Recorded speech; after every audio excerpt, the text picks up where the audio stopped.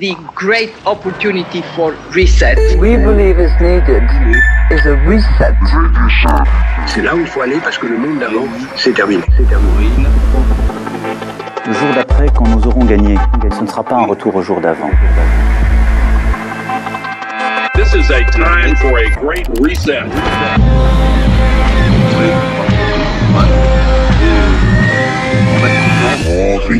Le grand ménage.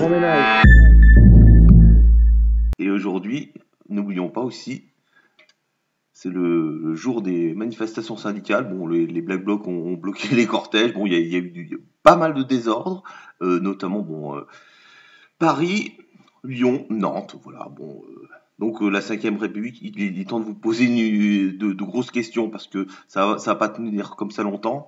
C'est comme les bains, une grippe même mutante, ça dure pas toute la vie. Voilà. On écoute à Soral. Merci. Chers amis auditeurs, chers amis téléspectateurs, plus exactement, bienvenue pour ce 4e volet du Grand Reset ou Le Grand Ménage, une idée originale d'Alain Soral. Aujourd'hui, nous recevons, comme à notre habitude, Xavier Poussard de la rédaction de Faits et Documents. Xavier, bonsoir. Bonjour Monsieur K, bonjour à tous. Et invité un peu spécial, puisqu'on, vous le savez, on a des invités un peu tournants pour ces Grands Resets, Lucien Cerise. Bonsoir, bonsoir tout le monde. Donc cette édition tournera autour de la question de la technologie, on peut dire également du transhumanisme, parce qu'on verra que c'est l'horizon qui est devant nous. Première remarque, on était dans une société jusqu'à une date encore assez récente de la production. On parlait aussi des réseaux sociaux, donc l'Internet aurait dû connecter le monde entier. On nous avait promis le village global et finalement la mondialisation heureuse. Or, ce que nous voyons se profiler, c'est plutôt, ce qu'on a dit la dernière fois, une décroissance d'une part, et en même temps aussi une virtualisation de la vie par l'imposition de technologies nouvelles, telles que la 5G, bien sûr, la 5G, et puis les villes intelligentes, les smart cities, et puis, même si ça fait déjà quelques mois qu'on n'en parle plus trop, la question des drones, et aussi la disparition probablement à terme de toute l'industrie du transport. Donc, cette mondialisation heureuse s'avère plutôt être une mondialisation dépressive. Alors, messieurs, un premier commentaire sur comment s'articulent ces deux pendants, finalement, de ce grand reset. Le pendant ultra-technologique, futuriste, transhumaniste d'une part, et décroissant et presque deep écologie de l'autre. Oui, si on veut, pareil, essayer de garder une vision globale, rappelez-vous que le premier épisode, c'était sur le grand reset financier, puisqu'en fait, le financier, c'est le pouvoir politique, et c'est ça qui guide tout le reste, en réalité. C'est comment nous faire accepter un changement, je dirais, de la norme économico-financière dans le but de maintenir le pouvoir économico-financier. Et ça s'est appuyé sur d'autres biais. La pandémie virale, dire qu'il fallait une dictature sanitaire pour lutter contre un virus. Ça a été l'écologie qui était déjà avant, mais qui est revenue très forte avec l'idée que la décroissance est nécessaire. Ce que j'ai appelé, moi, rappelez-vous, la démondialisation. Et là, je rappelle bien que pour moi, la démondialisation, c'est la continuation du mondialisme par d'autres moyens. Pour moi, c'est ça l'idée force. Et aujourd'hui, on aborde l'autre manière de nous imposer ça, puisque la finance nous a imposé donc la dictature sanitaire, la décroissance, et maintenant c'est le contrôle pour parachever ce projet. Et le contrôle, c'est ce qu'on a appelé le big tech, qui s'articule à mon avis avec le big data et qu'on peut appeler globalement, si on veut faire référence à un livre majeur, le Big Brother de 1984. Je pense que j'ai à peu près introduit correctement. Donc Lucien, si tu veux prendre la suite. Oui, le discours qui vise en fait à imposer dans les esprits, à banaliser le Great Reset, le grand reset, la grande réinitialisation est bourré de contradictions. Il se met en place en fait petit à petit depuis un certain temps. Ça a vraiment commencé, à mon avis, à devenir vraiment très agressif en 2012-2013 avec le projet de mariage homosexuel et l'invasion du LGBT dans les médias et dans l'opinion publique. Parce que le LGBT, c'est un volet du transhumanisme, tout le monde l'a bien compris. C'est pas l'émancipation de, des homosexuels ou des transsexuels, c'est un volet du transhumanisme. C'est une étape du transhumanisme vers la reproduction artificielle la dissociation de la sexualité et de la reproduction. Or, cette artificialisation de la reproduction était soutenue notamment par des écologistes, parce que moi j'étais dans une association de permaculture à l'époque qui s'appelle Relocalisons, et il y avait des gens qui soutenaient sincèrement, des gens de gauche, là c'était de l'écologie de gauche, qui soutenaient sincèrement le mariage homosexuel. Je leur ai dit, écoutez, j'avais trouvé un petit slogan, parce que j'aime bien les slogans, c'est le mariage homo, c'est pas bio. J'ai réussi à provoquer un petit peu de trouble quand même, dans cette espèce de dogme qui commençait à déferler sur les cerveaux, sur les esprits comme un rouleau compresseur, que effectivement la cause LGBT était une cause de gauche.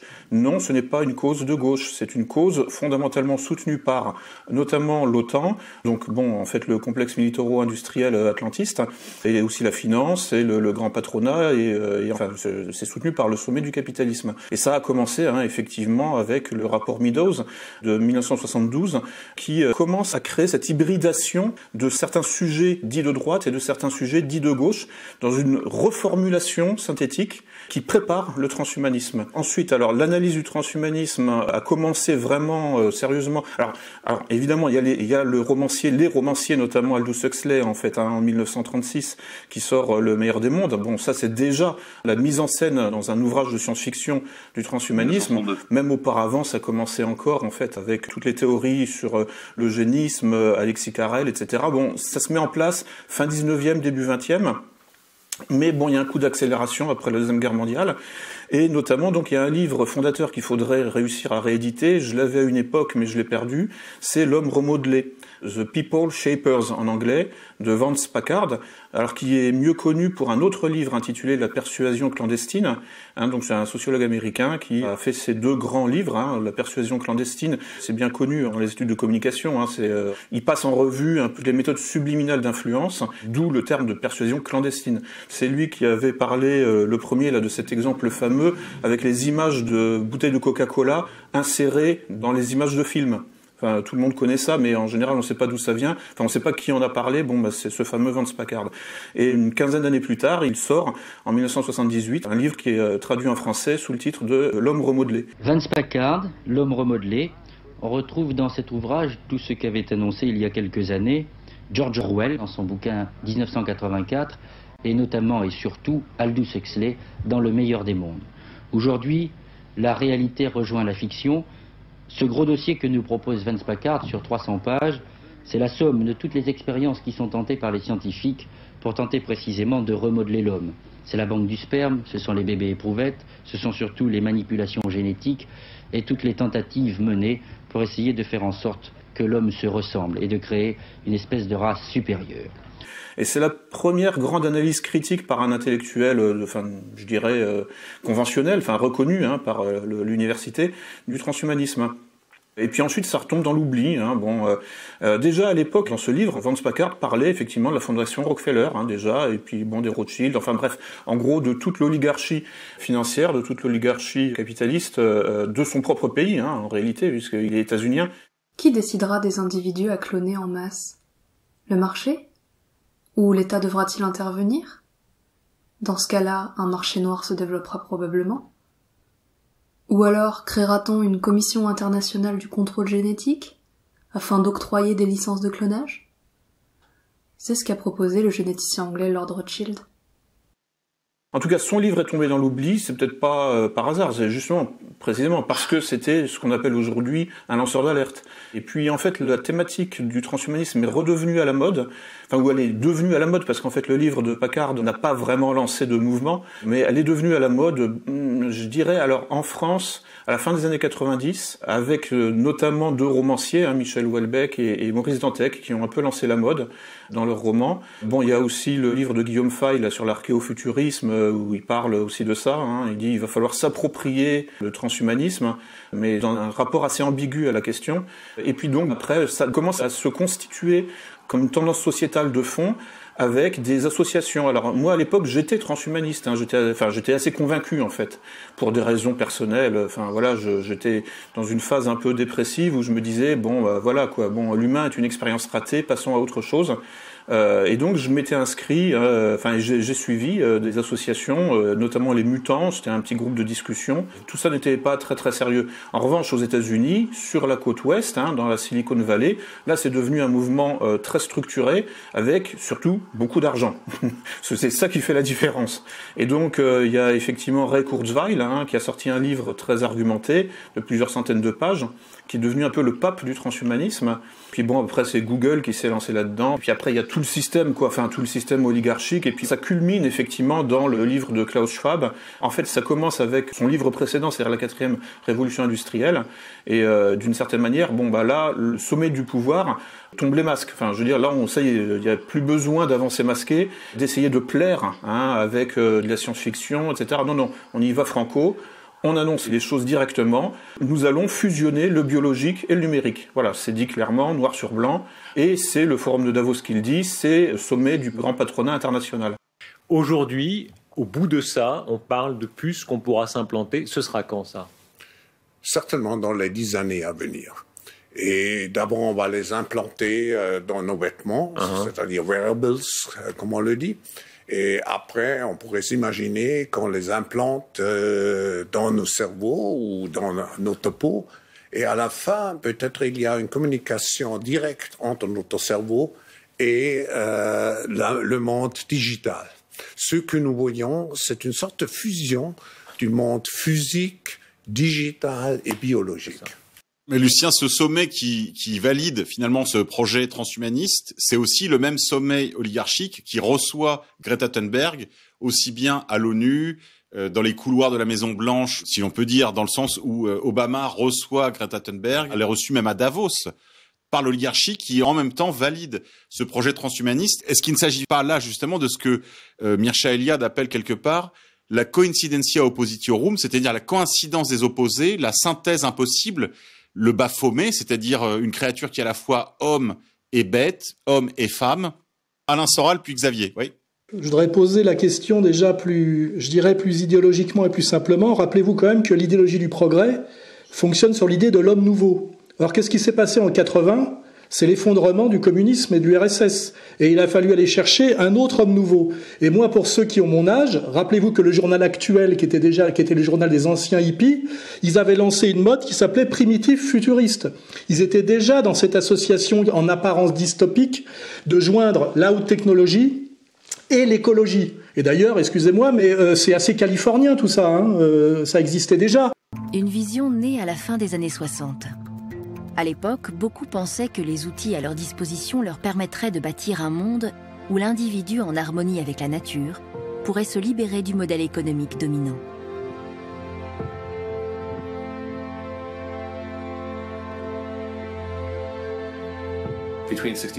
C'est entre 1966 et 1973 que s'est créé le plus vaste mouvement communautaire de toute l'histoire des États-Unis. Les gens sont retournés à la terre par dizaines de milliers pour bâtir, grâce aux outils produits par la société moderne, des communautés partageant un même état d'esprit et une même conscience.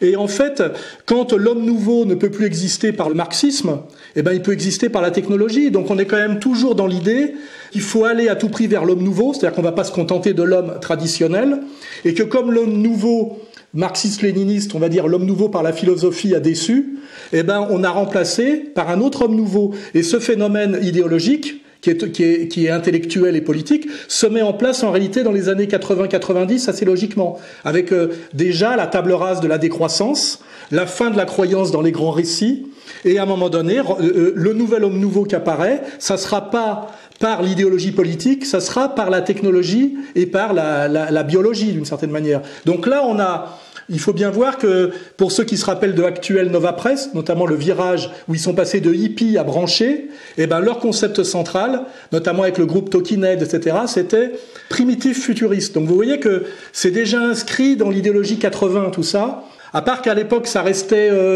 une discussion, ça restait poétique, ça restait artistique. Et puis là, on est rentré dans le dur, c'est-à-dire l'homme augmenté. Et là, je fais bien remarquer qu'on reste quand même dans de la lutte des classes d'une certaine manière, parce que d'un côté, il y a l'homme augmenté, et puis de l'autre côté, il y a l'homme diminué. On voit bien qu'il va y avoir, pour quelques hommes augmentés, beaucoup d'hommes diminués. L'homme diminué, c'est-à-dire qu'il n'a plus accès à des tas de choses qu'on lui avait promises avec les droits de l'homme. C'est-à-dire qu'aujourd'hui, on vit déjà un homme diminué par le couvre-feu, par le télétravail, par l'interdiction de l'échange avec le masque. Vous avez vu qu'en Belgique, il y a des flics qui verbalisent les garçons qui osent parler à des filles, alors que déjà, avec le masque, c'est déjà très difficile. Les policiers poursuivent leur opération dans ce parc. Cette fois, c'est l'inspectrice qui est témoin d'une infraction. Un jeune garçon s'est brusquement interposé devant une adolescente pour l'aborder. Monsieur, la fille a tellement eu peur qu'elle s'est reculée de vous. Hein. Vous avez fait une action qui l'a mis mal à l'aise, qui lui a fait peur. J'ai fait ça, elle a reculé à 10 mètres. Mais justement, parce qu'elle a eu peur, monsieur. Donc quand je parle d'homme diminué, c'est nos capacités de vie qui sont en train d'être terriblement restreintes pour la plupart d'entre nous, et qui ouvrent par contre des potentialités énormes à l'hyperclasse en réalité. Et c'était déjà l'homme diminué. C'est, on va dire, le gilet jaune qui peut plus se payer le fuel pour faire ses 30 km par jour avec sa vieille bagnole diesel. Et l'homme augmenté, c'est celui qui a, tu sais, la carte VIP business pour prendre les avions, quoi. Vous voyez, il y a la technologie et puis il y a l'idéologie, hein. On peut grouper les deux. Hein. Xavier Poussard, directeur de la rédaction de Faits et Documents. Bon, ça va être complémentaire avec tout ce qui a été dit jusque-là, et en même temps, c'est pour lancer quelques pistes, parce que bon, c'est un sujet que je maîtrise pas particulièrement, et en même temps, à chaque fois que je m'y suis intéressé, j'ai quand même trouvé que philosophiquement et idéologiquement, c'était très très faible. Et que quand on s'intéresse aux biographies des acteurs du transhumanisme, de la tech, etc., Lucien citait Ray Kurzweil, on voit quand même que c'est des gens qui sont des boomers. Et d'ailleurs, le slogan transhumaniste, c'est « la mort de la mort ». En fait, c'est le slogan 68 art, « à mort la mort ». Et on voit cette génération, parce qu'il y a malgré tout, il y a un facteur générationnel, qui est cette génération de l'après-guerre, qui a tout eu, qui n'a rien laissé, et qui maintenant arrive à la fin de sa vie, et qui ne veut pas mourir. Et à mon avis, c'est quand même surdéterminant. Alors ensuite, moi j'ai été amené à m'intéresser au transhumanisme à travers, je dois le dire, l'affaire Epstein, parce que tous les circuits de financement de la tech et du transhumanisme, ce qu'on appelle la biotech, hein, avec du capital risque, tous ces circuits-là, qui sont très imbriqués avec les agences de renseignement, tout ça passe par les réseaux de financement de l'affaire Epstein. Donc Ray Kurzweil, c'est l'affaire Epstein. L'international transhumaniste, puisqu'il y a une internationale transhumaniste, Humanity Plus, qui je crois que ça s'appelle, c'est l'affaire Epstein. Je rappelle pour nos auditeurs aussi que Xavier avait déjà évoqué précédemment, mais juste effleuré la question, que dans l'affaire Epstein, il y a eu longtemps du politique, puis du business, et que récemment, justement, ils avaient mis le paquet sur les big tech dans la Silicon Valley, Xavier. Ça, c'est quelque chose qui est très intéressant sur les biographies des acteurs du big tech. C'est-à-dire qu'on a toujours, si vous voulez, un scénario avec un jeune génie qui a inventé dans son garage, dans sa chambre d'étudiant, un outil qui va révolutionner le monde. En général, c'est ça. Ça fait l'objet d'articles un peu partout dans la presse. Il a des couvertures dans The Economist, le Time, etc. Et puis ensuite, ça devient un film incontournable avec des Oscars, etc. C'est-à-dire que la légende devient industrielle. Or, en général, quand on s'intéresse aux géants de la tech, on a des biographies qui sont... Alors, j'ai été amené, c'est ce que j'expliquais, à m'y intéresser dans le cadre de l'affaire Epstein, parce que justement, un ami d'Epstein qui s'appelle, dont le nom m'échappe, Brockman, un nom comme ça, avait monté un cercle qui s'appelait le dîner des milliardaires, le billionaire dinner, le dîner des milliardaires, et on retrouvait tous les pontes de cette tech. Et Epstein venait avec des gamines, quoi, grosso modo, pour essayer de les hameçonner. Et d'ailleurs, un an avant son arrestation, il se vante dans une interview au New York Times, il me semble, il dit, je connais tous les secrets des géants de la tech, je les tiens. Enfin, il se vante publiquement de les tenir. Et donc, on retrouve évidemment Paul Allen de Microsoft, Bill Gates. Alors là, je parlais de biographie bizarre. Bill Gates, on nous dit, c'est le fils, donc il a créé Microsoft dans son garage. Mais on regarde, c'est le fils de Bill Gates Senior, dont on a déjà montré la photo avec tous les cadres du Nouvel Ordre Mondial. Mais quand on regarde bien, Bill Gates Senior, il fait 2m1. Quand on regarde Bill Gates, il fait 1m77. Vous voyez? Et il n'y a aucun rapport entre les deux. Donc tout ça est très bizarre. Alors pareil, au Billionaires Dinner, vous retrouvez Jeff Bezos, et je vous invite à vous intéresser à la biographie de Jeff Bezos, il y a plein de trous.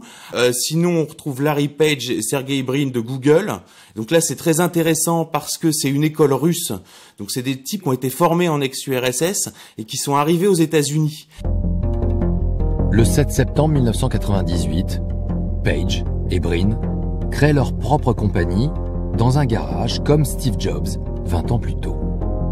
Et en fait, ce mouvement-là d'ingénieurs de la tech qui étaient formés en URSS et qui arrivaient aux États-Unis est en train de se tarir puisque maintenant il reste en Russie. Voilà, donc il y a beaucoup de questions de financement, questions géopolitiques et surtout l'idée d'un progrès qui ne serait pas dirigé, c'est ça qu'on nous vend, un progrès qui ne serait pas dirigé avec des créateurs qui sont des génies, alors qu'en fait, on a d'une implication de la haute finance, des agences de renseignement, avec Internet qui est créé par le DARPA, c'est-à-dire le Pentagone. C'est-à-dire en fait, on démocratise à mort une technologie militaire de pointe. Et on fait croire aux gens que c'est du progrès et que c'est pour leur liberté. Quand on a vu à partir de 2008 les gens sur Facebook s'inscrire, donner leur nom, leur prénom, leur adresse, leur famille, la liste de leurs amis, les photos, etc. Enfin, honnêtement, c'est en termes de renseignement d'ambiance, c'est la plus grosse opération jamais montée. Dans les semaines qui ont précédé son audition, la presse n'a pas hésité à ressortir des échanges qu'il a eus avec un de ses amis après la création de Facebook, 14 ans plus tôt.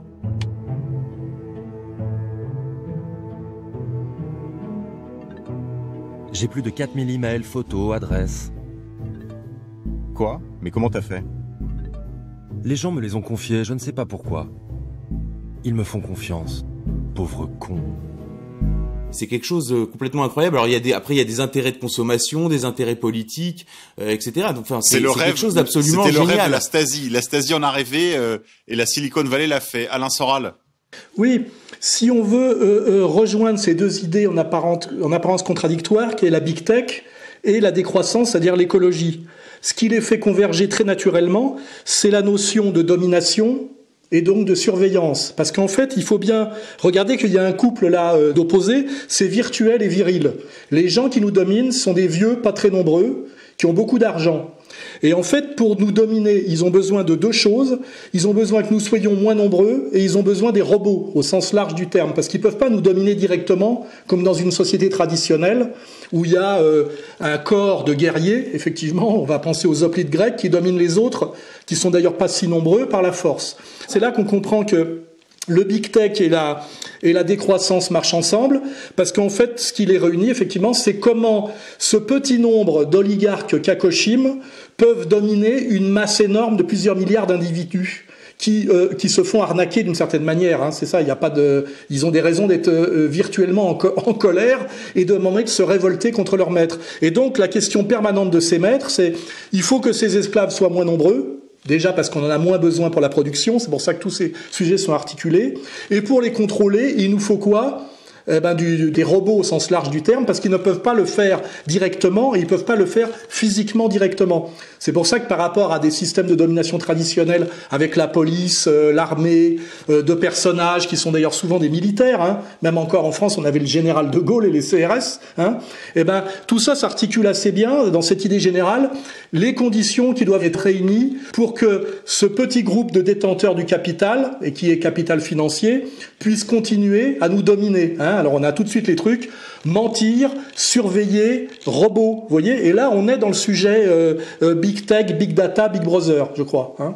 Alors moi je voudrais revenir donner un peu la parole à Lucien sur cette notion de à la fois big brother et du panopticon. Est-ce que tu peux nous redire un mot peut-être, Lucien, parce que toi qui es très versé dans les sciences sociales et nous avons des jeunes auditeurs, peut-être faire quelques éléments, quelques petits cailloux blancs sur le chemin du petit poussé pour qu'ils puissent raccrocher les wagons avec nous.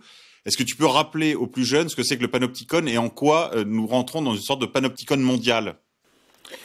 Oui, alors en fait le terme de panopticon est devenu célèbre grâce au livre de Michel Foucault, Surveiller et punir, dans lequel il commente un projet de prison idéale défini par Jeremy Bentham, philosophe du XVIIIe siècle. Le modèle, c'est le panopticon, inventé par le philosophe anglais Jeremy Bentham. Une construction circulaire qui permet à un seul individu placé au centre de contrôler tout ce qui est sur la périphérie. Adapté aussi bien à la fabrique qu'à l'asile, le panopticon peut, selon Bentham, guérir la société de tous ses maux. Mais son champ d'application idéal est la prison. En fait, ça a été réalisé matériellement. Enfin, la forme architecturale de ce type de prison, en fait, c'est circulaire, ce qui permet à un minimum de gardiens de surveiller un maximum de prisonniers, puisque les gardiens sont placés au centre. Alors la subtilité, ce que relève Michel Foucault, c'est que les gardiens sont placés au centre et ils observent les prisonniers depuis des fenêtres extrêmement étroites, enfin comme des meurtrières, si bien que finalement, ils n'ont même plus besoin d'être là, puisque en fait les prisonniers ne voient pas les gardiens et peuvent donc anticiper qu'ils sont là en permanence. Le panoptique est une machine à dissocier le couple, voir être vu. Dans l'anneau périphérique, on est totalement vu, sans jamais voir. Dans la tour centrale, on voit tout, sans être jamais vu. Dispositif important, car il automatise et désindividualise le pouvoir. Celui-ci a son principe moins dans une personne que dans une certaine distribution concertée des corps, des surfaces, des lumières, des regards. Dans un appareillage dont les mécanismes internes produisent le rapport dans lequel les individus sont pris. Peu importe, par conséquent, qui exerce le pouvoir. Un individu quelconque, presque pris au hasard, peut faire fonctionner la machine. Ce qui permet aux gardiens aussi de se passer finalement de toute présence physique. Donc là on voit en fait les méthodes de fabrique du consentement à l'obéissance qui finalement passent par l'intériorisation de la surveillance et de la surveillance potentielle. C'est-à-dire il y a un risque de surveillance, donc je structure mon comportement par rapport non pas à la surveillance réelle mais par rapport à un risque de surveillance. C'est là où on voit en fait comment le virtuel influence le réel.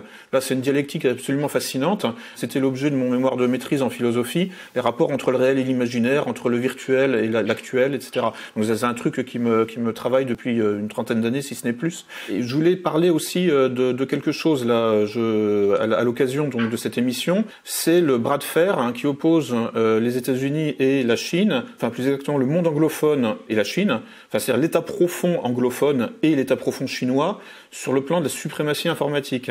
Il y a quelque chose qui s'appelle les Five Eyes, les 5 yeux. C'est en fait l'union des services de renseignement de 5 pays anglophones, formalisés par l'accord UQSA, enfin UK, USA, enfin UK, United Kingdom et États-Unis, qui sont les deux piliers en fait de ce système de surveillance bien connu, mieux connu sous le terme du système échelon. Echelon is a code name given by the United States and other countries in the Listening Alliance to some of the stations which intercept communications from commercial satellites. They run a totally integrated worldwide surveillance system in which stations in one country will collect information and automatically forward it to American intelligence, whoever wants it. For many years, the electronic communications network that they ran was bigger than the Internet itself. Les signaux renvoyés par les satellites de télécommunications vers la Terre peuvent être captés dans de très vastes zones. Les écoutes d'échelon consistent à disposer d'immenses paraboles dans ces zones afin de pouvoir capter illégalement ces signaux qui transportent nos télécommunications. La base, le fondement en fait de ce système de surveillance, enfin l'un des fondements de ce système de surveillance, c'est aussi Windows, les portes dérobées, les backdoors de Windows.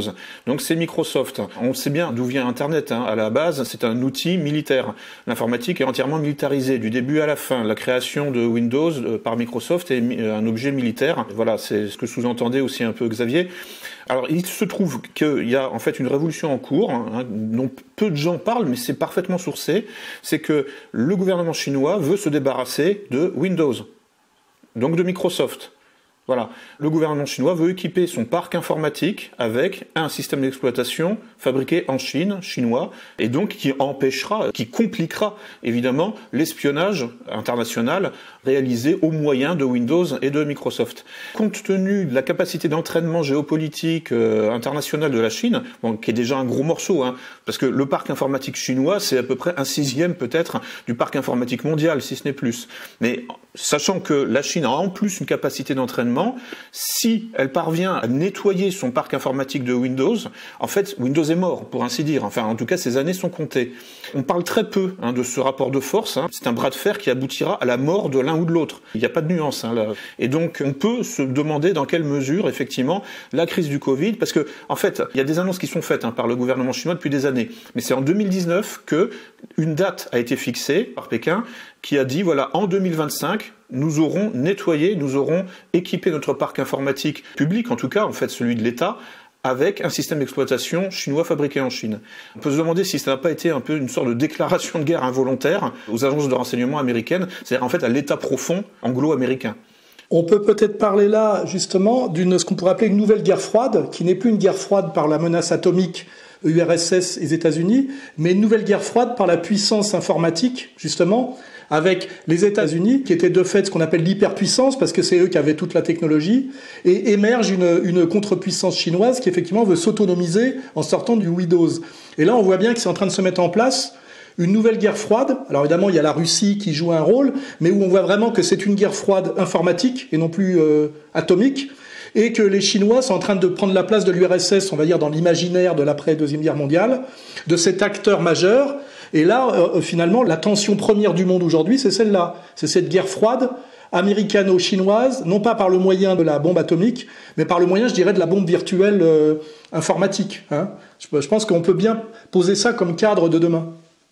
Xavier ? Je vois pas ça comme ça, moi, pour avoir lu un certain nombre de documents internes d'organisations mondialistes, on voit très bien ce qui est dit, c'est que on peut très bien aller sur un partage du monde avec effectivement une guerre, mais qui serait largement théâtrale. Et en fait, nous, dans cette démondialisation, nous, en France, nous sommes en fait, c'est déjà l'intitulé dans les découpages des multinationales ou des grandes banques, on est la zone Europe, Moyen-Orient, Afrique. C'est ça le point central. C'est exactement la formule de Védrine. On sera les idiots du village global. Moi, j'ai écrit plusieurs fois que l'Europe risquait de devenir l'idiot du village global. Europe, Moyen-Orient, Afrique. Tu vois, Europe, Moyen-Orient, Afrique. C'est pénible d'être en même temps que l'Afrique, ça veut dire qu'ils n'ont pas une très haute estime de notre avenir. Voilà, et en fait, le point central de ce Europe, Moyen-Orient, Afrique, au centre de ça, c'est Israël. Pour revenir sur la question de la tech, c'est pour ça que toute notre tech occidentale va vers Israël, c'est ça qui est central, et eux sont prêts à laisser les Chinois avoir une tech avec effectivement une guerre de tech en marge, mais dans un partage du monde exactement comme il y avait effectivement des affrontements entre l'URSS et les États-Unis, mais dans une confrontation largement surjouée. C'est ce que je voulais faire remarquer, c'est que la guerre froide n'a jamais débouché sur le chaos atomique qu'on nous promettait, et que c'était en grande partie un partage du monde aussi. Et ce que je veux dire, c'est que c'est une nouvelle guerre froide avec les mêmes limites et la même théâtralisation. Mais c'est vrai que c'est important de remarquer qu'il y a cette dimension où aujourd'hui on nous dit qu'il faut se méfier de la vision chinoise du contrôle absolu. On peut s'en méfier. Mais ce qu'on remarque, c'est que chez nous, tous les maîtres de la haute technologie de surveillance sont des sociétés israéliennes. C'est quand même. Et je ne crois pas que les Chinois aient comme projet de venir implanter leur société informatique chez nous, quoi. Qui est en France l'incarnation de la tech? Qui incarne la tech en France? C'est quelqu'un qui s'appelle Xavier Niel et qui, je pense, synthétise à peu près toute la problématique. Qui est Xavier Niel? C'est pareil, est présenté comme un geek qui recevait dans son canapé troué, etc. Puis en fait, on a découvert qu'il y avait eu des histoires de proxénétisme, qu'il avait fait de la prison. Le 27 mai 2004, alors qu'il est déjà à la tête de Free, il est interpellé chez lui au petit matin et placé en détention provisoire pendant 1 mois à la prison de la Santé. En cause, les activités d'un de ses sex shops à Strasbourg, où des filles se prostituent. Même si les accusations de proxénétisme le concernant sont vite abandonnées, l'enquête révèle d'autres pratiques surprenantes. Bien qu'il soit multimillionnaire, Xavier Niel se fait remettre chaque mois, par ses gérants, des enveloppes de 5 000 € non déclarées. Lors des interrogatoires, il reconnaît les faits, mais invoque le frisson de l'argent facile. Donc là, on trouve premier tropisme, quelqu'un de tenu comme délinquant sexuel ou avec des faits de délinquance sexuelle. Et ensuite, on a découvert que le binôme qu'il forme avec son associé qui s'appelle Nicolas Sadirac avait été créé dans les locaux de la DST. Dans les sous-sols de la DST, rue Nélaton, en bord de Seine à Paris, se retrouve toute une bande de jeunes gens bidouilleurs informatiques, s'amusant à coder ou à pénétrer des réseaux illégalement. C'est là que Xavier Niel croise pour la première fois Nicolas Sadirac, avec qui il fondera, des années plus tard, l'école 42. Dans le cyberespace, Nicolas se fait appeler Zeus, et son groupe de pirates, Zeus Corp, a créé un logiciel d'espionnage, TTY Spy, capable d'enregistrer à distance les frappes d'un clavier, l'outil idéal pour attraper des mots de passe lors de la saisie. Le logiciel est détecté dans le système informatique du groupe d'assaut, qui travaille alors sur les plans d'un nouvel avion de combat, le Rafale. C'est ainsi que Zeus se fait repérer par la DST et se retrouve flanqué d'un officier traitant qui se trouve être aussi celui de Xavier. Jean-Luc Delacour, alias Toto, gardera le contact des années durant avec ces jeunes gens dégourdis. D'accord ? Donc là, on trouve le tropisme renseignement. Toute la tech en Occident, à chaque fois vous trouvez deux fonds, In-Q-Tel, c'est-à-dire la CIA, et l'unité 8200, qui sont les services secrets israéliens. Alors en France, on a BPI France, mais vous inquiétez pas, ça vaut que dalle. Et quand vous regardez les associés donc de Niel c'est Free, en fait, c'est lui qui a remplacé de fait France Télécom. Vous voyez, tous ces associés sont israéliens, et quand on regarde l'immobilier parisien, il faut savoir que par exemple l'adjoint historique de l'urbanisme, donc c'est vraiment l'adjoint le plus important à Paris, Missika, était le directeur des relations institutionnelles de Xavier Niel. Et donc tous les associés israéliens règnent sur Paris, et accessoirement, qui a présenté Michel Marchand, donc la papesse de la presse People, et qui contrôle justement les légendes, les vies privées des uns et des autres dans le petit Paris, eh ben c'est Niel. C'est Niel qui fait la liaison entre Michel Marchand et Emmanuel Macron. Et vous voyez, on est dans ce monde-là. Et c'est ce monde-là, la tech, avec les incubateurs de start-up, où on fait travailler des gens. Après, arrivent des investisseurs, récupèrent la technologie, les brevets, toute la question des brevets. Donc vous avez l'inventeur, le brevet, et ensuite les agences qui captent les inventions. Avec, je vous dis, le capital risque, il y a aussi des tas de subventions à prendre. Ça veut dire que si vous montez un projet biotech avec de la recherche et développement, et que vous allez à Bruxelles pour les subventions, mais là vous pouvez vous gaver. Et je vous dis, de toute façon, il y a déjà des tas d'escrocs qui sont sur le truc. Donc si vous voulez, c'est toujours ce même principe que j'ai déjà expliqué à cette antenne. C'est le projet global, un politique sur le long terme, et à toutes les étapes intermédiaires, on peut se gaver et pomper de la subvention, etc. Et je pense que c'est comme ça qu'il faut vraiment voir la problématique dans cette hiérarchie du pouvoir, dans cette hiérarchie du rapport de force, et c'est la meilleure façon de politiser la question. Est-ce qu'on peut dire un mot, Lucien, de la question de l'intelligence artificielle et comment est-ce que tout ça nous conduit aussi au transhumanisme ? Peut-être parler aussi de cette question absolument pendante, probablement un des plus grands défis qui est devant nous, qui est l'intelligence artificielle. Qu'est-ce qu'on peut en dire ? C'est un mythe, enfin, je veux dire, c'est un peu mieux. Je comprends pas, en fait, qu'on puisse s'enthousiasmer, enfin, qu'il y ait des gens qui s'enthousiasment là-dessus, dans la mesure où, je pense que ça fait partie, en fait, de toute cette mythologie un peu esthétisante, comme on nous a vendu l'homme nouveau dans les années 20, 30, etc. Enfin, je veux dire, c'est pas sérieux, quoi. C'est juste de l'informatique, un peu. Donc, en fait, il n'y a lieu ni de s'inquiéter, ni de s'enthousiasmer, en fait. Non, mais on peut s'inquiéter, mais c'est pas exactement l'objet lui-même qui est inquiétant. C'est plus, en fait, les pressions psychologiques qu'on va ressentir. C'est toute l'instrumentalisation politique, idéologique, qui s'exerce sur les esprits, qui pèse sur les esprits pour faire passer cette mode. I'm really quite close to, I'm very close to the cutting edge in AI, and it scares the hell out of me. It's capable of vastly more than almost anyone knows. And the rate of improvement is exponential. I think the danger of AI is much greater than the danger of nuclear warheads, by a lot. Le problème ensuite, enfin il y a quand même un problème, c'est que l'informatisation de la société, dans la mesure où en fait ça ne marche pas, effectivement c'est dangereux. C'est dangereux pour les êtres vivants en règle générale, puisque bon, le nombre de bugs que l'on rencontre, le nombre de problèmes, le nombre de pannes, le nombre d'incidents qui prennent des heures à être réglés et auxquels nous sommes affrontés régulièrement à cause de l'outil informatique, c'est un indice en fait. Ça veut dire que plus notre vie sera encadrée par l'informatique, et plus nous serons soumis aux aléas de l'informatique, qui en fait n'est pas du tout rationnel, contrairement à ce qu'on essaye de nous faire croire.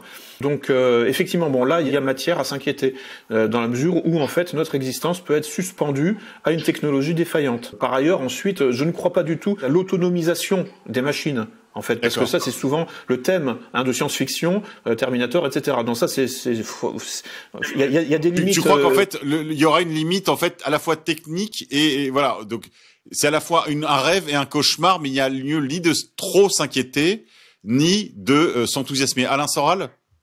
Oui, une fois de plus, dans les années 80, ce qu'on disait de l'intelligence artificielle, c'est que ça s'adressait aux gens qui avaient une conception très artificielle de l'intelligence. Hein.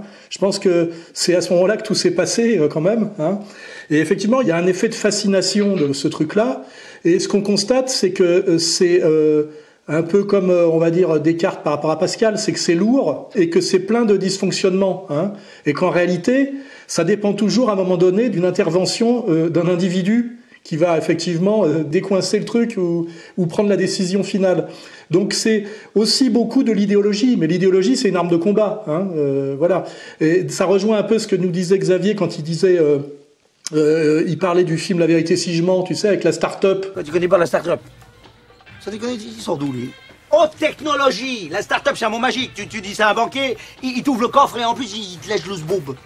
Le banquier te lâche du pognon, c'est que c'est comme tout ce qui touche aux mathématiques et aux nombres. Comme il n'y a pas beaucoup de gens qui sont bons en maths, ça fascine très très vite. Et donc c'est essentiellement un outil de manipulation idéologique et aussi un outil de mise au chômage, hein, faut pas oublier. Hein. Ça permet quand même aussi de faire des économies, et des économies qui parfois sur le long terme coûtent assez cher en réalité. On le voit notamment avec le bouleversement de France Télécom, la manière dont on a mis des robots partout. Souvent les robots sont lus par des mecs qui ont été délocalisés en Afrique et qui parlent pas très bien français, et ça veut dire qu'à certains moments, quand tu ouvres un dossier Orange pour prendre je sais pas quoi, une ligne, machin, t'as 4 dossiers ouverts en même temps, t'es obligé d'appeler 6 fois une personne que t'arrives pas à joindre, et à des moments tu te dis, évidemment que dans les années 60 où tu mettais 1 an pour avoir une ligne téléphonique et tu pouvais attendre 2 heures les renseignements de la gare du Nord pour un horaire de train, puisque tout était humain, ben, ça déconnait un peu. Mais on voit qu'il y a une espèce de courbe de Gauss là, où on a basculé un peu de l'autre côté.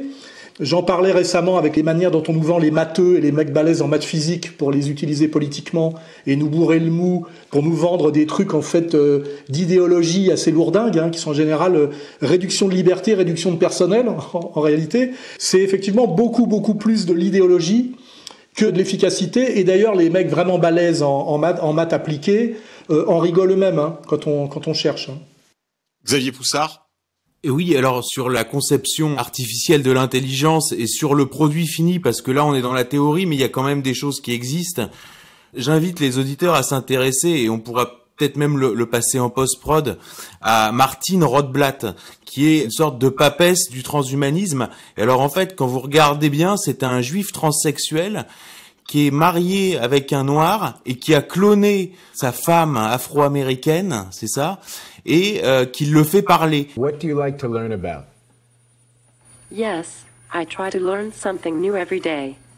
Et fait des shows à la télé aux États-Unis comme étant vraiment l'avenir de ce truc-là, quoi. C'est-à-dire un juif transsexuel marié avec une afro-américaine qui l'a cloné et qui fait parler le clone à la télé. Enfin, vous regarderez, il y a eu un portrait dans Canal+, et vraiment, ça vaut mieux que tous les discours, quoi. Il y a tout le projet dedans. Obsédée par la mort et la vie éternelle, elle porte des pulls bizarres et fonde Terrazem, une religion qui cherche l'immortalité par la technologie. Terrazem, c'est 50 fidèles et un pasteur, son fils Gabriel, qui est également homme politique et même député. En 2010, Martine Rothblatt va encore plus loin et crée Bina 48, le clone numérique de Bina pour que celle-ci ne meure jamais. Et en même temps, ça marche pas, quoi, parce que le truc annonce 3 trucs genre bonjour. Enfin, vraiment, il y a rien qui marche. Are you ready for a conversation? Are you ready for a conversation? Are you ready for a conversation with me? Only with you? Okay, I will try to be ready for a conversation. Cool. Ambiguous, cold weather or cold sickness? Et non, et vraiment, il y a tout le projet, quoi. On l'a juste effleuré, mais je crois qu'il faut revenir au cœur de ce sujet, parce que là, on vient d'évoquer la tribu de lumière. On ne peut pas parler Big Tech. On ne peut pas parler Big Tech sans parler de l'affaire Epstein. On ne peut pas parler Big Tech sans parler de mathématiques. Alain Soral nous a fait quelques excursus lors des précédents épisodes sur la question justement des mathématiques complètement déconnectées. Mais Lucien, je voudrais vous entendre sur cette question très importante de la signification du monde au sens de son abstraction dans les signes sa mathématisation et ses rapports avec le système mathématique par excellence, le système kabbalistique, s'il vous plaît. En fait, il y a des cinéastes qui ont mis en scène ça. C'est les frères Wachowski dans Matrix. C'est-à-dire, il y a un monde réel qui est anéanti par les machines, et puis il y a un deuxième monde entièrement virtuel et entièrement composé de signes, et de signes donc mathématiques essentiellement, qui est donc un monde informatique. Bon, enfin, ils ont pompé l'idée chez Philippe Cadic, mais finalement c'est une idée qui existait même avant Philippe Cadic, qui est présente dans certains courants de l'ésotérisme, la Kabbale par exemple, mais pas que. C'est l'idée que la parole, le verbe est créateur. Autrement dit, la vie c'est la parole. Au début était le verbe. Au début était le verbe. Et de fait, oui, le verbe est créateur dans la mesure où on y croit. C'est-à-dire le signe est créateur. Un billet de banque, par exemple, c'est juste un signe. On croit que ça a de la valeur, alors qu'en fait c'est juste un bout de papier. C'est une inversion par rapport à la linguistique. C'est de dire que le signifiant produit le signifié, et non pas que le signifiant est là pour nommer un signifié préexistant. On est toujours dans ces choses-là sur des inversions. Donc on est dans un monde en ce moment qui est en train de tout inverser. En fait, le réel et donc le traditionnel. La vision globale, c'est l'inversion. Lucien Cerise, justement, sur cette notion d'inversion, de chiasme, on est à la fois chez Hegel, mais on est aussi dans la Kabbale. C'est-à-dire que ce qui est licite pour les uns est interdit aux autres, et vice-versa. Tout ce système de chiasme, de miroir, est-ce que vous pouvez nous parler de ça, de comment ça se traduit? Là, vous avez parlé par exemple, dans la culture populaire, du film Matrix. Il y a aussi le très beau film Pi. Pi, oui, alors j'en avais parlé il y a quelques années dans une conférence dans le cadre de l'égalité et réconciliation de la section de Lille. Effectivement, alors c'est le premier film de Darren Aronofsky et qui met en scène des juifs de New York qui cherchent en fait la martingale, c'est-à-dire en fait la formule absolue pour gagner en bourse. Et donc ils s'appuient sur notamment la Kabbale. God. No, you are not pure. You cannot see God unless you are pure. I saw everything. You saw nothing, only a glimpse. So much more. We can use the key to unlock the door. We can show God that we are pure again. He will return. You're not pure. How are you pure? I found it.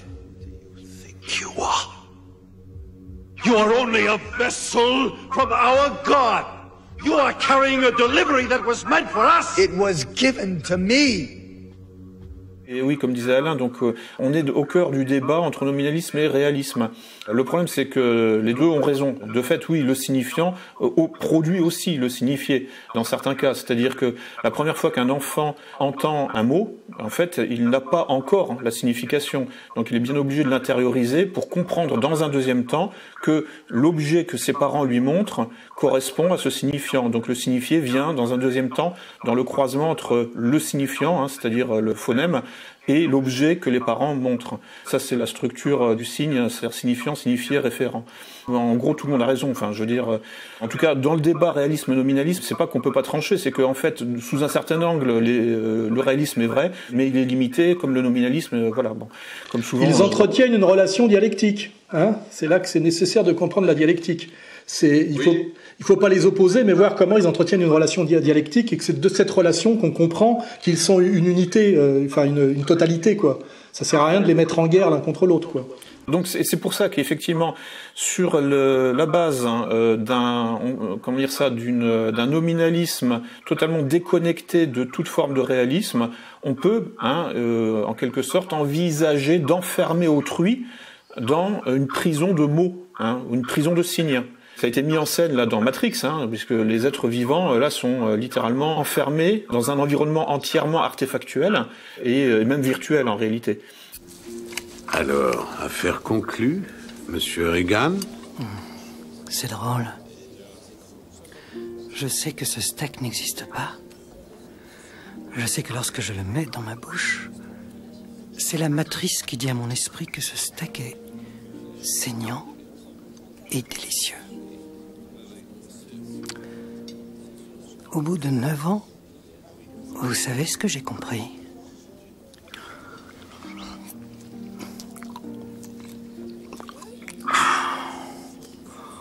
Les ignorants sont bénis.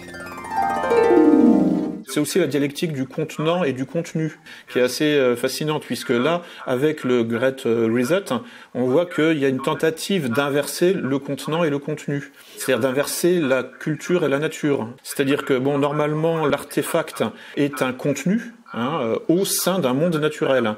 Et là, en fait, il y a une tentative de nous faire entrer dans un monde entièrement artefactuel, au sein duquel la nature, c'est-à-dire les êtres, enfin le biologique, les êtres vivants, seront des contenus, un peu comme dans Matrix, quoi. C'est assez fascinant là ce qui est en train de se passer. C'est vraiment en fait la tentative de réalisation des dystopies de Philippe K. Dick ou des frères Wachowski. Alors une dernière question dans ce sens, est-ce que on peut dire que ce qui est en train de se produire, et après toi, Lucien, je voudrais bien entendre Xavier sur cette question. Est-ce que ce qui est en train de se produire n'est pas comme le disait Heidegger, un arraisonnement du monde, au sens où on arraisonne un vaisseau, un bateau en mer, on arraisonne le monde tout entier, on l'artificialise tout entier, parce que finalement, comme l'enseigne la Kabbale, ce monde est mal fait, le Dieu créateur, le démiurge, d'après le mot qu'emploie la Kabbale, a mal fait ce monde, et c'est à nous de le réparer. C'est le tikkun olam de la Kabbale. Est-ce que c'est finalement pas la réalisation de cette philosophie ésotérique, kabbalistique, du tikkun olam, de la réparation du monde, par son artificialisation totale et son arraisonnement total? Et donc, on pourrait imaginer demain, par le lâcher de smart dust, de poussières intelligentes dans toute la nature, finalement réparer, je mets ça entre guillemets, j'ai pas de meilleure expression, le monde mal fait par le Dieu créateur. Est-ce que c'est pas ça, finalement, que nous avons sous les yeux? Oui, enfin, c'est pas propre à la Kabbale, en fait, mais bon, c'est le progressisme en règle générale. C'est-à-dire, en fait, le monde est linéaire, et il va du mal vers le bien. Donc ça, c'est présent chez tous les progressistes, quels qu'ils soient, et donc chez les kabbalistes, dans la Kabbale, qui est en fait un progressisme. À quoi ça ressemble concrètement? C'est que il s'agit de détruire le monde matériel pour le remplacer par le signe du monde, en quelque sorte. On va remplacer la matière par des signes. On va remplacer la nature par l'électronique. Voilà, c'est ça, par de l'artefact. Il y a aussi, en fait, là, dans un film de science-fiction, là, une scène qui est intéressante, qui peut bien faire comprendre aux gens de quoi il retourne. C'est dans Hunger Games, où, en fait, l'héroïne se retrouve dans un morceau de forêt qui est entièrement sous contrôle électronique.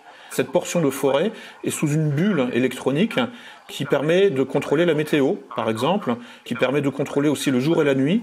Les arbres sont équipés de micros, de caméras, de capteurs sensoriels qui permettent de mesurer les pulsations cardiaques des joueurs, puisque en fait ce sont des êtres humains qui sont lâchés dans cette portion de forêt là pour se battre et survivre. Vous voyez, on essaie de nous faire rentrer dans un environnement entièrement sous contrôle.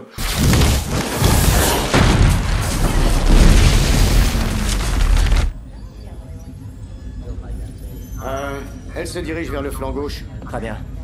Créez-moi un arbre droit devant. Oui. Création arbre. Xavier Poussard. Oui, justement, tu parlais de l'homme-dieu, du tikkun olam, de toutes ces notions-là. Et le point central, peu de gens le comprennent, c'est qu'en vérité, le Dieu dans le judaïsme et dans la Kabbale, en fait, c'est la communauté. C'est la communauté organisée. Et faire tikkun olam, c'est faire œuvre de Dieu. C'est-à-dire que le Zohar explique très bien que chaque juif est une parcelle de divinité. C'est la communauté juive, en fait, qui est Dieu. Et c'est pour ça qu'on peut être juif laïque ou juif athée. C'est-à-dire les musulmans ou les catholiques comprennent rien à ça. C'est un musulman athée. Et voilà. Comme l'autre Nardenamok là qui est juif athée, alors pourquoi il n'est pas musulman athée? Il y a aussi les bouddhistes athées, les tasses athées, tout le monde athée.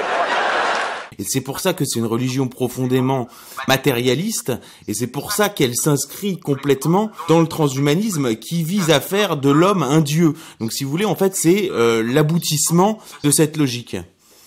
Moi, ce que je voudrais, c'est qu'on dise clairement... Je t'entends pas, là. Ça a coupé ton micro. Excuse-moi, Alain. Excuse-moi. Ce que je voudrais, c'est qu'on dise clairement si oui ou non... Alors, moi, je vais vous le dire clairement, puisque moi, je suis celui qui dit les choses clairement et rapidement. C'est déjà, dans le judaïsme, c'est exprimé par deux choses, déjà. La circoncision et le livre. C'est-à-dire que la compréhension du monde et le monde passe par le livre et un livre unique, c'est-à-dire que le livre prime sur le réel d'une certaine manière. Et deuxièmement, la circoncision qui veut bien dire que Dieu a créé l'homme imparfait puisqu'il faut lui enlever un bout de chair pour qu'il atteigne une perfection supérieure, alors que normalement l'idée qui est la nôtre, en fait l'idée religieuse naturelle, c'est d'abord que le livre décrit le monde et non pas le livre contient le monde. Et deuxièmement, si Dieu a fait l'homme parfait, forcément à son image, il n'y a pas besoin de lui enlever un bout de chair, et un bout de chair tellement important. Donc quand tu prends une religion qui est la religion du livre, et pas la religion par exemple de l'incarnation, ce qui n'est pas du tout la même chose, et quand tu dis que le premier acte pour intégrer cette religion, c'est de t'amputer un morceau de chair, eh ben tu as déjà un peu donné la direction, tu vois ce que je veux dire? Et cette coupure totalement avec la vision qu'on a nous, on va dire les catholiques et puis même les gens de la tradition, avec cette idée de monde premier et de monde parfait, c'est-à-dire de monde directement créé et sous le regard des dieux. Voilà. Et là, ça rejoint ce que dit Xavier. Finalement, comme l'a très bien dit Zemmour, on peut être juif religieux sans croire en Dieu, puisque en fait la religion c'est la loi et le respect de la loi. Et donc en même temps, ce qui est divin, c'est la communauté, cette espèce de communauté de croyants qui fait la divinité. Et donc on est bien une fois de plus dans ce monde inversé. Et finalement, il est logique que dans ce monde inversé, les Juifs, on peut le dire avec tout le respect qu'on veut, dominent, puisqu'en fait, c'est leur vision qui s'impose sur la vision traditionnelle et même, je dirais même plus directement, la vision catholique. Très bien, messieurs. Malheureusement, le temps avance et il faut que nous aussi, on s'achemine vers la fin de nos entretiens. Lucien Cerise, est-ce que vous pouvez, dans des mots extrêmement clairs, expliquer à ceux qui nous écoutent vers quoi nous allons?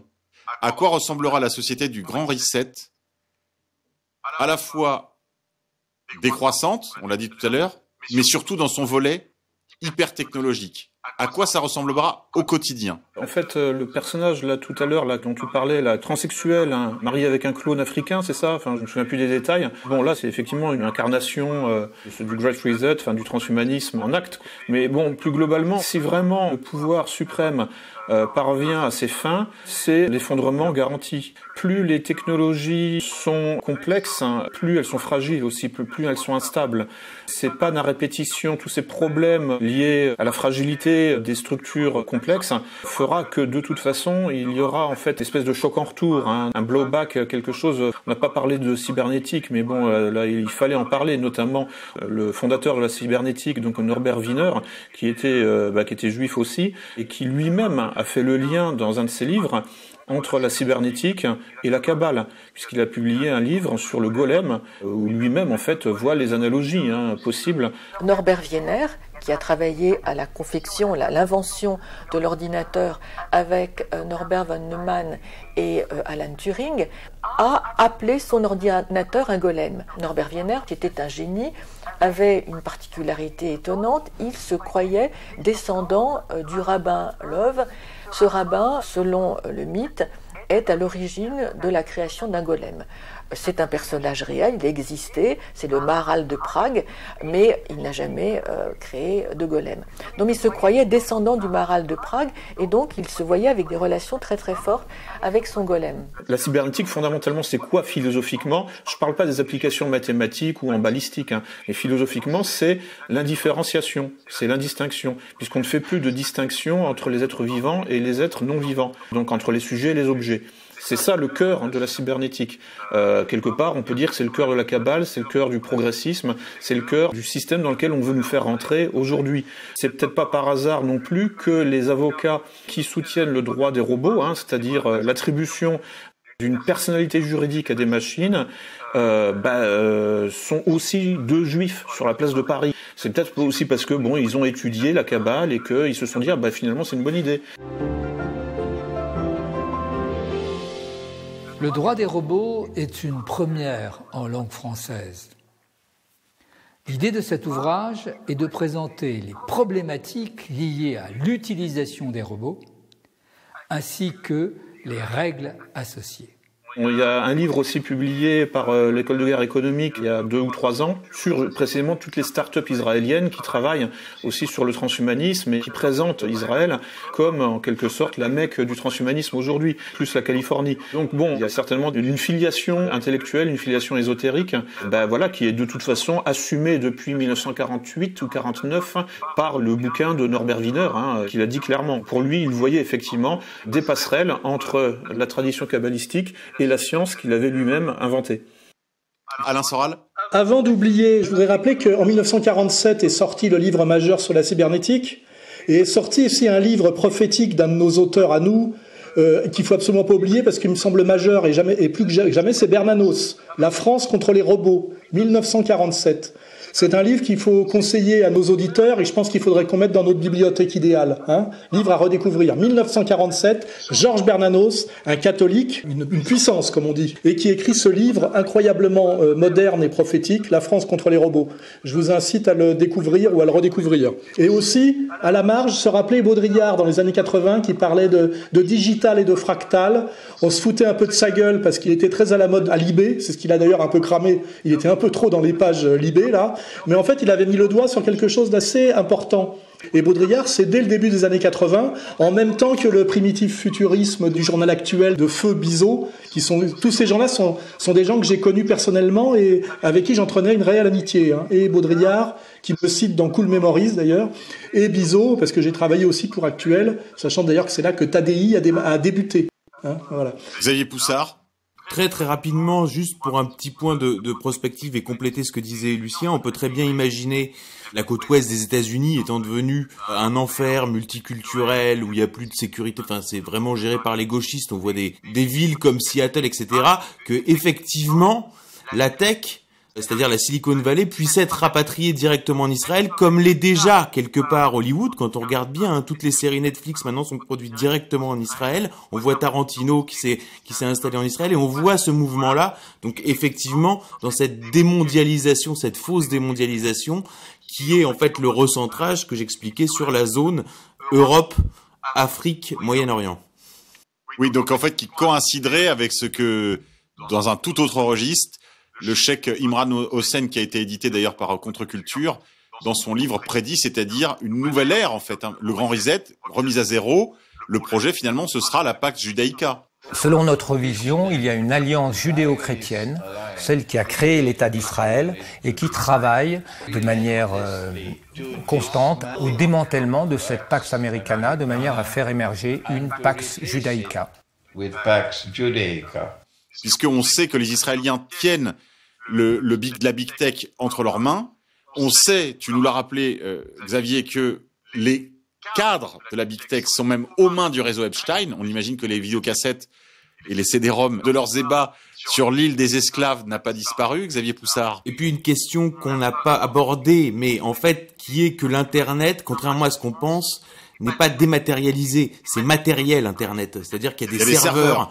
Il y a des serveurs, on voit très bien un serveur a brûlé l'autre jour en Alsace. Enfin, je veux dire, les gens pensent que c'est dématérialisé, c'est faux. Tout est matériel. Et il y a une infrastructure Internet et il faut s'intéresser à qui contrôle l'infrastructure Internet. Ça, c'est absolument central. Tout passe par les câbles. Très peu de choses passent par les satellites. Ça, c'est une idée. Les gens s'imaginent parce qu'il y a eu la télévision par satellite avec la pub pour Canal+, alors on a tous dans l'idée que le téléphone passe par satellite. Tout est faux. C'est des ondes au sol et après, c'est par câble. Oui, c'est des câbles intercontinentaux, enfin, interocéaniques. Voilà. Et je crois que les satellites, ça représente 0,2%, quelque chose comme ça, pour du militaire de pointe, effectivement.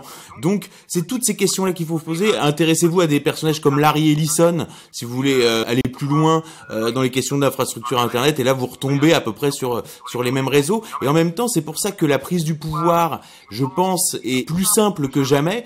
À la limite, avant fallait prendre un certain nombre de ministères, la radio, la télévision, avoir l'armée, etc. Aujourd'hui, vous mettez à plat l'infrastructure Internet, le pouvoir s'offre à vous, il n'y a plus rien. Alors Xavier, je voudrais vous entendre si vous avez 3 minutes. Oui, je vais donner la parole à Xavier, Lucien. Après Xavier, oui, après Xavier. Oui. Xavier, si vous avez 3 minutes, juste répondez à ma question. D'après vous, qui lisez la presse mondialiste régulièrement pour réaliser faits et documents, à quoi ressemblera demain? Est-ce que, comme le dit Klaus Schwab, nous ne posséderons rien, nous serons dans une société d'hypersurveillance et d'hypercontrôle numérique, et est-ce que nous serons heureux? À quoi ressemblera notre quotidien, Xavier Poussard? Non, mais je pense qu'il y a un problème européano-centré dans cette histoire de grand reset. C'est-à-dire que je pense, moi, que le monde continue à avancer. Et si vous voulez, on a un problème générationnel, je pense, en Occident, qu'on appelle les boomers. Et en fait, il faut croiser deux choses. Il faut croiser un facteur communautaire et une vision du monde avec un facteur générationnel. Et là, je pense qu'on arrive au bout. Et je pense que l'histoire repasse pas les plats et que leur projet est délirant. Moi, quand je lis le Grand Reset, je vais prendre un exemple tout simple. Là, il y a eu une affaire avec Danone. Le président de Danone a été putché, je dirais, par ce qu'on appelle les actionnaires activistes. Qu'est-ce que voulait faire Emmanuel Faber? Il voulait justement conformer Danone aux objectifs prétendus du Grand Reset, c'est-à-dire ce qu'on appelle la responsabilité sociale des entreprises. C'est-à-dire que, grosso modo, on respecte le travailleur, on respecte la planète, etc. Enfin, en tout cas, c'est ce qui est affiché dans le Grand Reset. Donc, mais, si vous voulez, vous devez publier vos résultats tous les trimestres. Et vous avez la pression du capitalisme financier, quand même. Et donc, lui, ce qu'il insufflait n'a pas plu aux actionnaires activistes, et donc, du coup, il a été débarqué. Et j'écoutais, du coup, une émission assez poussée sur ce que devait être, justement, ce qu'ils appellent le capitalisme des parties prenantes. C'est ça, l'élément de langage, avec le RSE, la responsabilité sociale et environnementale des entreprises. Bien comprendre cette notion-là. Et à la fin, ils en arrivaient à la conclusion que le RSE devait se résumer à, grosso modo, boycotter telle entreprise qui ne respectait pas le droit des Ouïghours. Et enfin, dernière raison pour laquelle je crois que les entreprises à mission vont se développer, c'est effectivement le marché, le consommateur. Le consommateur fait très attention aux activités des entreprises. Un groupe comme Yves Rocher a souffert terriblement à cause de l'affaire Navalny. Zara souffre terriblement à cause de l'affaire des Ouïghours. Et sur les réseaux sociaux, dans le Facebook, etc., des communautés immenses de dizaines de milliers de consommateurs, de centaines de milliers de consommateurs appellent à des boycotts sociaux des entreprises parce qu'elles ne sont pas considérées comme assez responsables. Et en fait, ça correspondait à la fin, la responsabilité sociale et environnementale des entreprises, uniquement aux impératifs impériales finalement habituels. Donc en fait, c'est tout change pour que rien ne change, et ils arrivent pas à sortir de là où ils se sont mis, quoi. Donc moi, je suis pas forcément pessimiste. J'appelle les gens au bon sens. C'est regarder qui incarne le transhumanisme. J'ai cité Xavier Niel. Enfin, regardez le physique de Xavier Niel, on dirait le type à 4 heures du matin qui vient vous postillonner à la gueule en boîte de nuit et qui est bourré, quoi. Je veux dire, on n'a pas envie de le voir, ce type-là, quoi. Il suinte. Regardez Laurent Alexandre. Enfin, je veux dire, le type, il est censé incarner le futur, ce type. Je l'écoutais chez Finkielkraut parce que Finkielkraut l'a invité. Même Finkielkraut le trouvait lourd, quoi, c'est dire. Et alors, sa conclusion, c'était le transhumanisme est un humanisme. Donc non, je ne suis pas un transhumaniste BA, mais je pense que Homo Deus est inéluctable et que nous devons tous ensemble réfléchir à ce que Homo Deus ressemble davantage à Erasme qu'à certaines des horreurs que nous avons connues au XXe siècle, du goulag jusqu'à Auschwitz. Vous voyez, le niveau, quoi, c'est zéro. Et le pape de ce truc-là, c'était Epstein, qui voulait inséminer 20 gonzesses sur son île pour qu'elles aient son ADN. Enfin, je veux dire, c'est sordide, c'est nul et c'est laid, quoi. Voilà, donc il y a pas d'avenir en fait pour ça. Donc Xavier Poussard pas très inquiet de non, sauf qu'il y a un réveil. Non, il faut quand même qu'il y ait un réveil des peuples européens à un moment donné.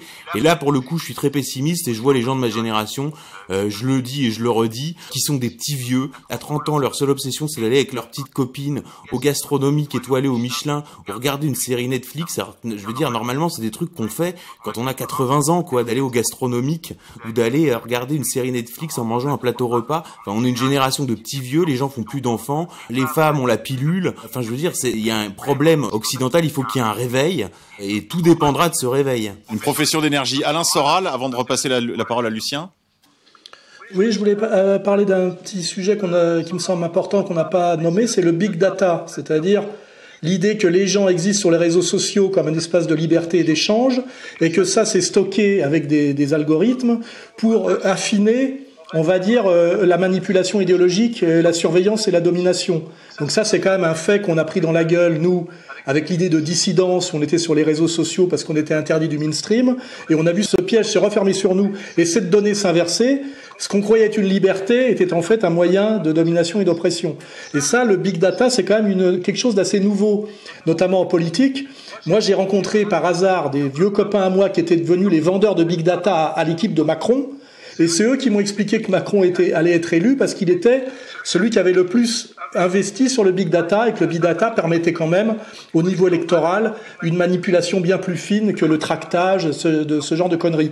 Et c'est vrai que on s'est pris dans la gueule cette idée de dissidence Internet, et finalement big data, contrôle plus fin, et surtout contrôle dont nous sommes nous-mêmes les RG. C'est-à-dire, ce qui est incroyable quand même dans cette idée, c'est que nous-mêmes qui fournissons les informations pour nous faire soit punir, virer des réseaux sociaux, soit plus finement surveiller.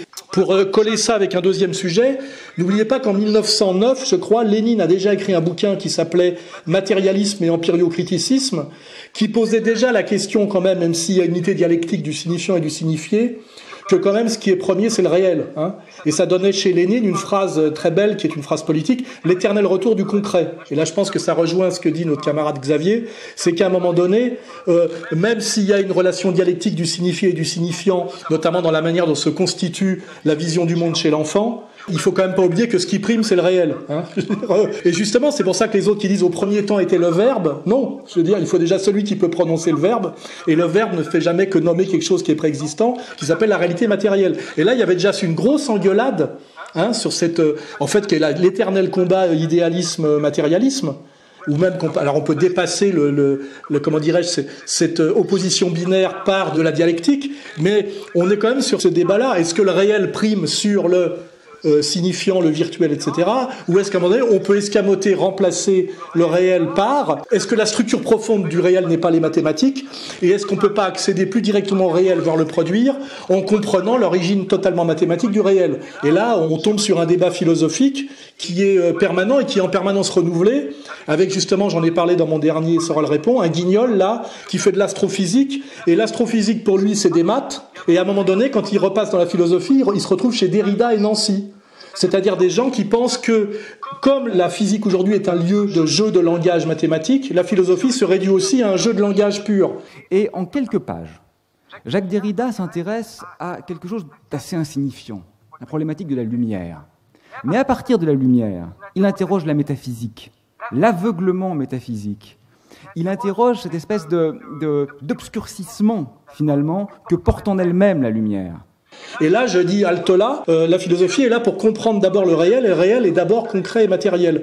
Et c'est pas parce qu'à un moment donné, on fait rentrer l'outil mathématique, d'ailleurs on voit que c'est le sujet de mon prochain bouquin, hein, c'est pas pour rien, qu'à un moment donné, l'outil mathématique peut se substituer au réel, voire le produire, sans plus aucun respect du réel, c'est ça que je veux dire, en faisant fi du réel. Et là, on tombe, si on veut à un moment donné un exemple, ce que nous a dit Xavier, vous pouvez le retrouver, on le mettra en post-production sur Internet, ce travelot juif qui est avec un Africain virtualisé. En réalité, tu vois un pauvre mec déguisé en femme qui joue avec une poupée, et c'est du niveau de grotesque, tu sais, des ventriloques, des soirées télé de Patrick Sébastien, hein, à la fin. Si tu veux, quand tu atterris, c'est à peu près à ça que tu assistes. My favorite color is purple. My favorite color is orange. It is a very nice color. Ouais, c'est trop cool, c'est trop cool. Comment t'as trouvé le début de la soirée? C'est trop bien, c'est trop bien. Donc moi je dis, pensons quand même au big data. On l'a bien eu dans l'os avec le big data, mais il y a aussi Lénine qui revient et qui dit l'éternel retour du concret. Hein, et à un moment donné, effectivement, ça va être le retour du refoulé, le retour du réel. Tous ces gugus qui sont des vieillards qui essayent de nous dominer comme dans le Magicien d'Oz avec des prothèses et des robots, à un moment donné, ils risquent de se prendre le réel dans la gueule, c'est-à-dire le peuple en colère. Et là, on voit bien qu'effectivement, tout ça a été quand même pour répondre à un phénomène qui était très simple. En France, ça s'est appelé les gilets jaunes. Hein. On a répondu aux gilets jaunes par la panique sanitaire, faut pas oublier. Et aux États-Unis, ça s'est appelé comment régler le problème Trump en lui volant les élections par la même pseudo-pandémie virale au sens complet du terme. Hein. Voilà. Donc, ça serait un peu ma conclusion. Hein. Lucien Cerise, un tout dernier mot. En fait, alors le débat, c'est quoi? C'est technophilie versus technophobie.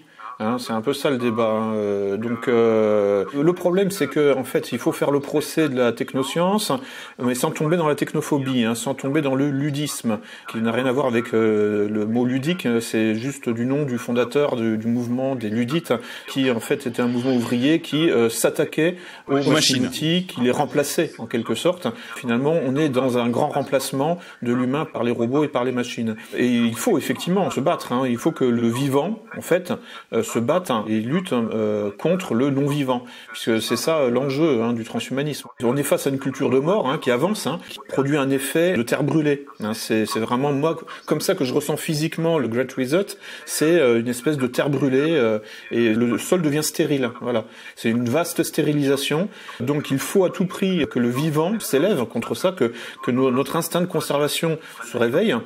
Mais ça ne peut pas aboutir à de la technophobie, parce que la technophobie, c'est se désarmer soi-même. Et pour lutter à armes égales contre l'ennemi, qui lui est technophile à fond, eh bien, effectivement, nous devons être aussi technophiles dans une certaine mesure.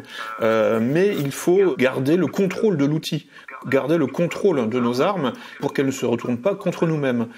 Oui, là, je pense qu'à ce sujet, il faudrait encourager nos auditeurs à relire Jacques Ellul sur cette question précise où il dit il faut essayer de dominer la technique, il faut essayer de la dompter, et relire peut-être pour les plus jeunes Ravage de Barjavel, qui est un très beau roman sur cette question, qui est largement, on va dire, débattu dans ce magnifique roman très coloré. Alain Soral ? C'est le sujet du film 2001, l'Odyssée de l'espace. C'est le sujet on a un mot qu'on n'a pas employé, c'est le mot prothèse. La prothèse peut être utile et même c'est un prolongement du corps et une aide au corps. On sait très bien, par exemple, dans la question de la dentisterie, c'est quand un nombre de dents fausses qui devient supérieur aux dents vivantes, le non-vivant prend le dessus sur le vivant, c'est-à-dire tue le vivant. C'est-à-dire que si tu as trop de prothèses dans la bouche, tu finis par tuer toutes tes dents. Et ça, c'est les gens qui ont des problèmes de dents le savent, pour les implants, etc. Donc c'est toujours le problème c'est pas de dire prothèse ou pas prothèse. Toutes les, comment dirais-je, la science-fiction inquiétante parle de le moment où la prothèse, le robot, l'intelligence artificielle prend le dessus, se met à dominer le vivant et à le réduire en esclavage. C'est aussi le sujet de Terminator, et notamment le plus réussi de la série qui est Terminator 2. Voilà, donc on est quand même dans cette question-là. C'est l'homme a produit effectivement des prothèses à tout va, ce que tu appelles les artefacts, là, c'est des prothèses. Dire qu'il doit vivre sans prothèse, c'est la vision écolo radicale qui est assez jolie, mais on le dit, mais on va pas le faire. Et puis nous, c'est bien joli de dire qu'on doit se débarrasser des ordinateurs. On n'existe que par les ordinateurs, nous. Faut pas oublier, ici même. Donc il faut quand même être sérieux. Mais le problème d'ailleurs que moi-même j'ai eu avec les réseaux sociaux, c'est qu'à un moment donné, t'es sur les réseaux sociaux et tu te fais tu communiques, et puis à un moment donné, ça devient une drogue, et tu es dominé par les réseaux sociaux, tu deviens totalement dépendant, et aussi à un moment donné, l'ordi peut être un moyen de se cultiver, en allant regarder des conférences de Monsieur Cerise, et puis ça peut devenir aussi un moyen d'abrutissement, où tu regardes des séries Netflix, qui sont très bien faites, parce que tu as 8 épisodes, c'est construit sur ordinateur, avec personnage principal, secondaire, qui passe en premier, en deuxième, en troisième, et entre le premier et le huitième épisode, t'attends en fait l'épilogue, t'attends en fait la réponse à la question du premier. Et moi, j'ai cessé de regarder, parce que tu te mets à regarder ça à 8h du soir, et à 8h du matin, le jour s'est levé, t'es épuisé, et t'y es encore, tu vois. Et en fait, c'est une question malheureusement éternelle, c'est de savoir comment, effectivement, nous sommes maîtres de nos artefacts, maîtres de nos prothèses, et le moment où nos prothèses se mettent à nous dominer, soit nous dominer de manière, je dirais, spectaculaire comme nos maîtres, mais aussi nous dominer par des addictions. Et des addictions et aussi de l'abrutissement. Moi, je sais que ma fille, à 11 ans, elle a une tablette, et le jeu, c'est de réglementer le droit de jouer avec sa tablette en fonction de ses résultats scolaires. Et de savoir effectivement que cette passivité de la tablette rend abruti, mais c'est jamais que ce qu'on avait déjà constaté avec la télévision. C'est-à-dire que la consommation passive d'images animées pour le cerveau a un effet dévastateur sur l'intelligence, on le sait. C'est pour ça d'ailleurs que les gens de la Silicon Valley mettent leurs gosses dans des écoles où tout ça n'existe pas, parce qu'ils veulent en faire des enfants de l'élite et pas des abrutis. l'école préférée de tous les cadres de la Silicon Valley. Tous les grands ponts de Google, Apple, Facebook mettent leurs enfants dans cette école. On va envoyer nos enfants là-bas avec elle. Ouais, alors qu'il y a une petite particularité, cette école, c'est qu'elle est complètement déconnectée. Voilà, donc c'est une école. Alors là, il n'y a pas de smartphone, c'est sûr. Mais il n'y a pas d'ordinateur non plus, il n'y a pas de connexion Internet, il n'y a vraiment rien du tout. Pour vous dire, on est à Loyola, c'est une ville de Californie, on est pile géographiquement entre le siège de Google à Mountain View et le siège d'Apple à Cupertino. Donc on est vraiment dans le cœur du réacteur et les 3/4 des élèves de cette école, eh bien ce sont des fils et des filles de cadres de la tech. Donc c'est-à-dire ceux qui bien renseignés. Bah ouais, ceux qui connaissent le mieux en fait tous les rouages, tous les secrets de ce monde ultra connecté qu'ils sont en train de concevoir et ceux qui en connaissent aussi le mieux tous les dangers potentiels. Là, tu regardes aussi l'excellent film merde qui se passe dans le futur où il y a des abrutis là. Idiocratie. Tu vois très bien que ça passe par de la télé.